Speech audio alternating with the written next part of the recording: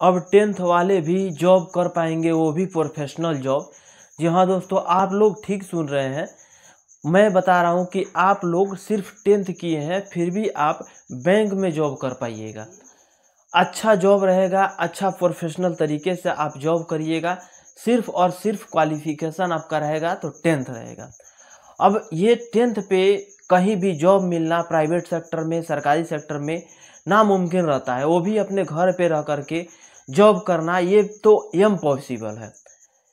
तो इसीलिए मैं इस वीडियो को आप लोग के बीच में लेकर के आया हूँ कि आप लोग जान जाइए कि सिर्फ आप 10th किए हैं फिर भी आप अच्छा खासा जॉब कर पाइएगा, और अपने घर पे रह करके, यानी घर से अप डाउन कर करके आप अपने बैंक में वहाँ पे जॉब कर पाइएगा। जॉब किस प्रकार से मिलेगा, सैलरी कितना रहेगा और किस प्रकार से उसमें जॉब करना है, सभी इन्फॉर्मेशन इस वीडियो में हम देने वाले हैं।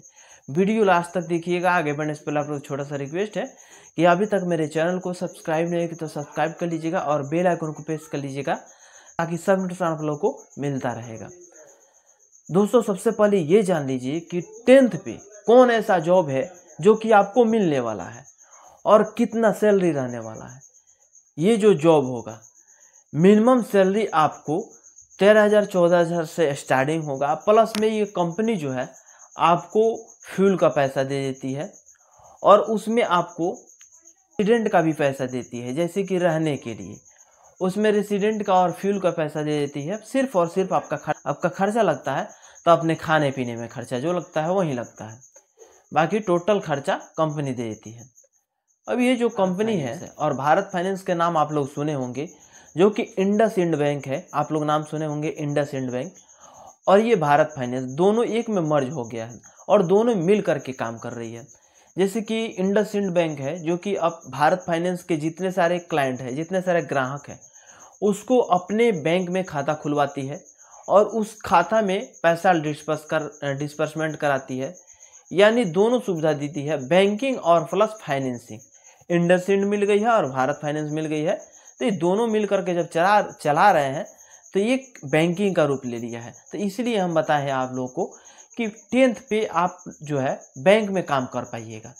तो ये बैंकिंग और फाइनेंसिंग दोनों काम करती है। तो आपको कहाँ पे जाना है, फाइनेंसिंग में।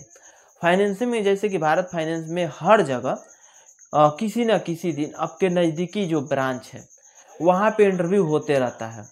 तो वहाँ पे अपना लोकेशन पहले आप बता दीजिएगा कि हम इस लोकेशन से बिलोंग करते हैं, हमारा लोकेशन बता दीजिए कि इंटरव्यू देने जाएंगे।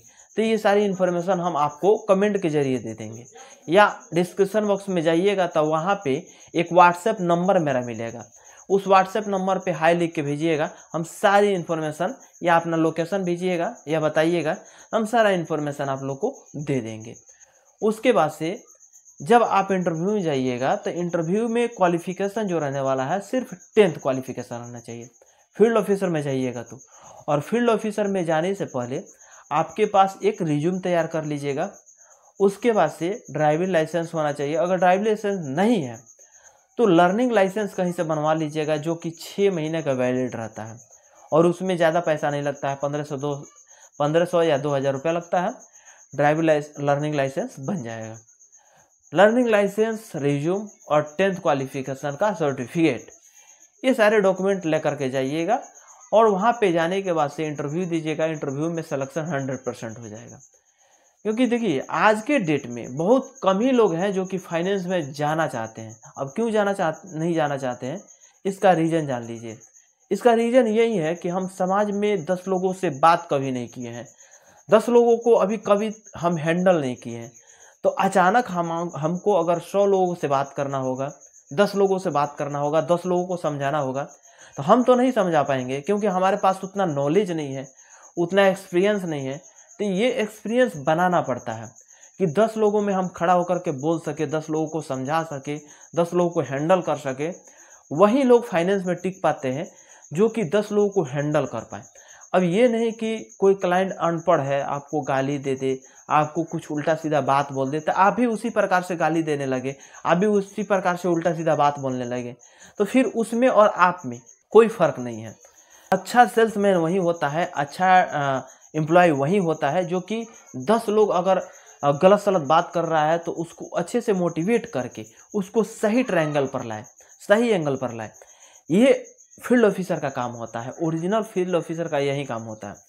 तो अगर आपके पास ये सोच रहे हैं कि हाँ 10 लोगों को समझाने के, 10 लोगों को हैंडल करने में ये हमारे अंदर ये क्षमता है कि हम उस प्रकार से कर पाएंगे, तो फील्ड ऑफिसर में सिर्फ 10th क्वालिफिकेशन पे आप जा सकते हैं। जाइए वहाँ पे बिंदास काम करिए, सैलरी 13,000 से स्टार्टिंग होगा। उसके बाद से फ्यूल का पैसा मिलता है, उसके बाद से रेसिडेंट का पैसा मिलता है, उसके बाद से इंसेंटिव का भी पैसा मिलता है। अब इंसेंटिव में क्या क्या मिलता है, जैसे कि आप लोन डिस्पर्समेंट कराएं तो कुछ टारगेट होता है, जैसे कि 50 प्लस 30 प्लस महीने के आप लोन डिस्पर्समेंट करा दिए तो पर क्लाइंट 70 रुपया 80 रुपया जोड़ करके महीने में आपको इंसेंटिव मिल जाता है। उसके बाद से एक और चीज़ आप लोग को बता देता हूँ कि देखिए आजकल के डेट में बहुत सारे क्लाइंट है जो कि पैसा नहीं जमा कर रही है, तो उन लोगों का ओडी लग जाता है, ओवरड्यू हो जाता है, एनपीए में क्लाइंट चला जाता है, राइटअप में चला जाता है। एनपीए राइटअप अगर आप लोग को नहीं समझ में आ रहा होगा तो मैं बहुत सारा वीडियो बना चुका हूँ। एनपीए राइटअप क्या होता है ये जा करके देख लीजिएगा, अच्छे से समझ लीजिएगा। लेकिन जब जो क्लाइंट एनपीए राइटअप में चला जाता है तो उसका जो पैसा हम कलेक्ट करके लाते हैं, जैसे कि कोई क्लाइंट एनपीए में चली गई है, उसका पैसा हम क्लोज कराएं, उसका टोटल पैसा लाए और क्लोज करा दिए। राइटअप में चली गई है, उसका पैसा हम क्लोज करा दिए। तो खास करके जो मार्च क्लोजिंग चलता है उस टाइम में ज़्यादा राइटअप का जरूरत पड़ता है, ज़्यादा एनपीए की जरूरत पड़ता है। कंपनी ज़्यादा फोकस करती है कि एनपीए क्लोज हो, राइटअप क्लोज हो। तो जितना एनपीए राइटअप क्लोज होता है उसमें अच्छा खासा इंसेंटिव मिलता है, तो ये आपको उसमें भी अच्छा खासा बेनिफिट्स हो जाता है।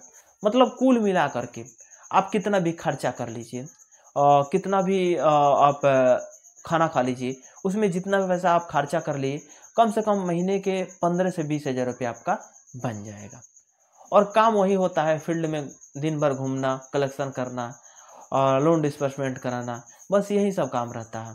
प्रोफेशनल तरीके से रहना पड़ता है। अपने पास में एक बाइक होना चाहिए, तब जाकर के जॉब आपके लिए संभव होगा। बाकी अगर कोई भी जानकारी चाहिए तो मैं डिस्क्रिप्शन बॉक्स में अपना व्हाट्सएप नंबर दे दूंगा, वहाँ पे कमेंट करिएगा, उस कमेंट का मैं 100% जवाब दूंगा।